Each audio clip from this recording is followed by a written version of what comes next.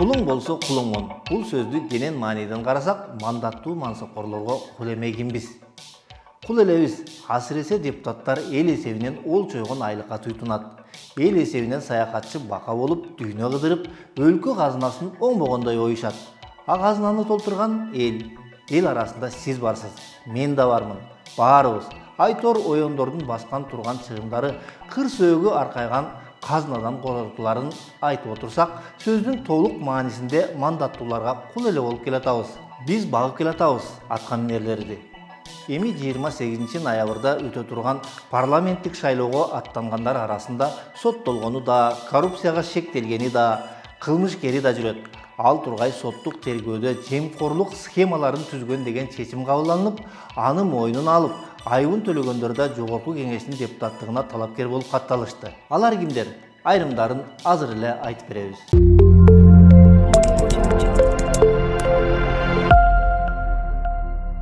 Калк алдында кадырың болбосо да капчыгың болсо болду.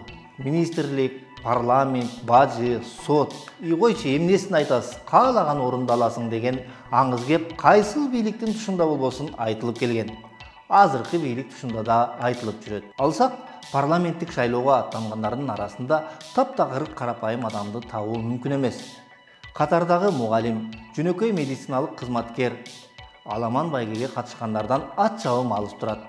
Бирок алар шайлоодо кайсы бир талапкерге кызмат кылып берет да.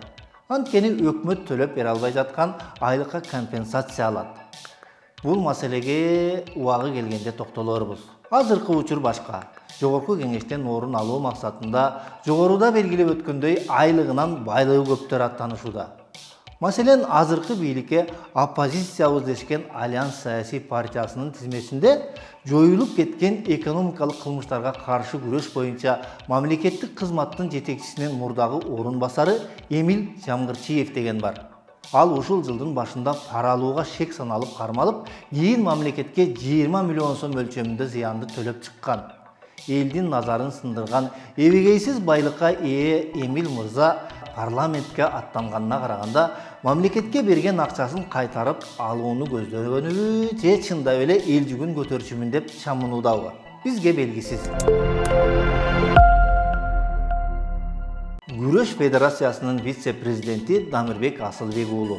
Ал үстүбүздөгү жылдын август айында Кыргызстандын Олимпиадага катышуусуна зор салым кошкондугу үчүн президент Садыр Жапаровдон ардак грамота алган.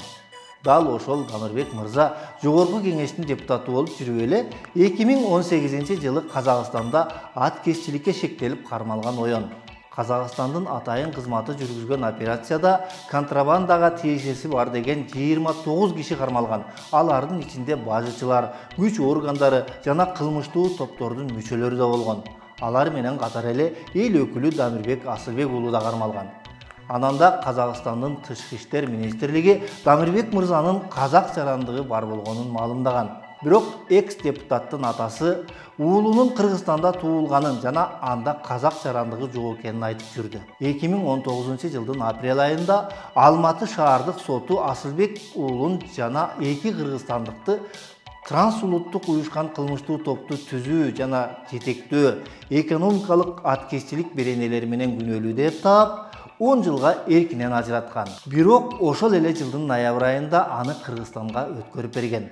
А Кыргызстанга которулгандан кийин экс-депутат 2020 жылдын августунда эркиндикке чыккан. Ал 10 жылдык абак мөөнөтүнүн 1 жылдан ашыгыраагын гана абакта өткөргөн. Жогорку сот Дамирбек Асылбек уулун мунапыс боюнча бошотулган деп түшүндүрмө берди. Мурдагы эл өкүлү парламенттик шайлоого катышуу үчүн 11 октябрда Борбордук шайлоо комиссиясына арыз берген. Ал Ысык Көл облусундагы номери 35 Ак Суу шайлоо округунан депутат болуп келүүнү самап турат. Мүмкүн талапкер болууга мыйзам жол берер. Эгер эле элдин добушун алып, депутат болуп калса, этек жеңи булганган Дамирбек мырза элге кандай кызмат кылып берет? Элмурза Сатыбалдиев 2010 жылдагы апрель окуясына тиешеси бар деп айыпталып камалгандардын бири. Ал Бакиев бийлигинин тушунда баш прокурор кийин 2010 жылдын 7 апрелине чейин Курманбек Бакиевдин укук жана тартип боюнча кеңешчиси болуп иштеген. Азыр Өзгөн округунан шайланып келүү максатын көздөп жаткан учуру. Канга бөлөнгөн апрель окуясында үлүшү чындап эле бар болсо, карапайым калктын үмүтүн канчалык актайт деген арсар суроо жаралат. Атамекен партиясынын тизмеси менен депутаттыкка аттангандардын бири Автандил Жоробеков. Мамлекеттик органдар анын чагымчыл маалыматтарды социалдык тармактарга жайылтып, массалык нааразычылык актыларын уюштурууга үндөгөн. Натыйжада интернет колдонуучулар арасында каршы ойлор жаралып, бирин-бири жек көрүү, аймак аралык кашташуу жараткандыгы тууралуу билдирген. 2019 жылдын ноябрь айынын аягында кылмыш жаза кодексинин аймактар аралык кашташууну козутуу боюнча кылмышка шектүү болуп, УКМК камакка алган. Ошол эле жылдын декабрынын башында ал үй камагына кое берилип, 2020 жылы жаз айларында кылмыш иши токтотулган.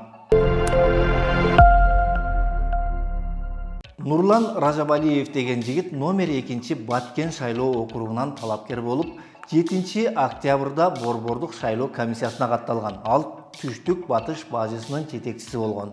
Нурлан мырза бажы кызматынын төрагасынын экс орун басары Райымбек Матраимовдун иши боюнча айыпталгандардын катарында болгон. Бишкек шаардык 1-май райондук соту аны 260 миң сом айыпка жыккан. Ошол эле учурда сот Нурлан Ражабалиев мамлекетке 12 миллион сом өлчөмүндө зыянды төлөп бергенин билдирген. Ата журт партиясынын тизмесине кирген Нурлан Ражабалиевдин кесиптеши Түндүк чыгыш бажысынын мурдагы жетекчиси Абдубахап Боронбаев бар. Ушул жылдын башында бажы кызматынын экс төрага орун басары Райымбек Матраимов менен коррупциялык схемаларды түзүүгө күнөөлүү деп табылып, бул адамда 260 миң сомдук айыпка жыгылган. Ал тургай мамлекетке 8 миллион сом зыянды кайтарган. Бажыдан байыган ушундай талапкерлер бар.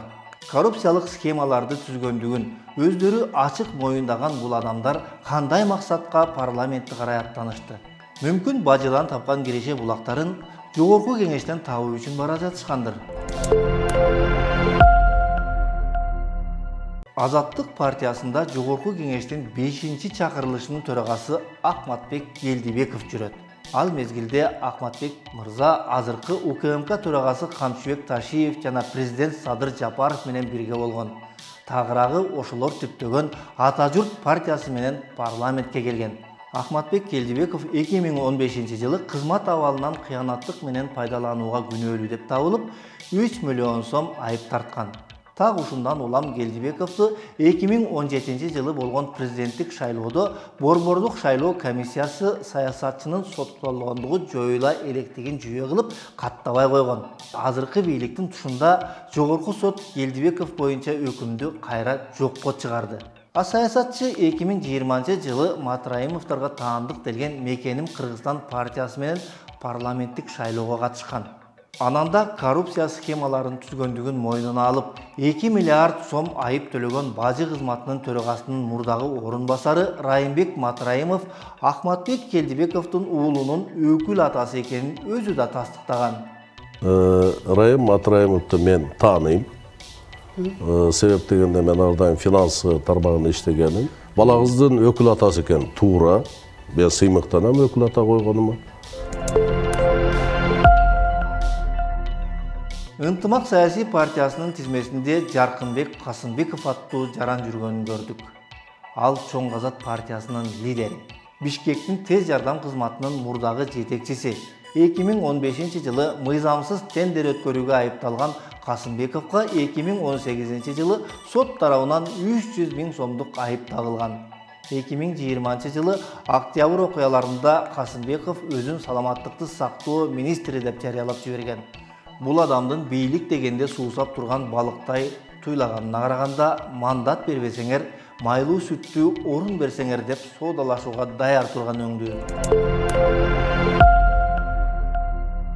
Урматтуу көрөрмандар, азырынча мандатты көксөгөн, мансапты көздөгөн мандеми бар талапкерлер ушулар. Кийинки чыгарылышта башкаларын таап чыгабыз. Эгер сиз билсеңиз, бизге кабарлаңыз.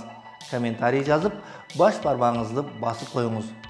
Видеону толук көрүп, башкаларга бөлүп койгондугуңуз үчүн ыраазычылык билдиребиз. Биз менен болуңуз.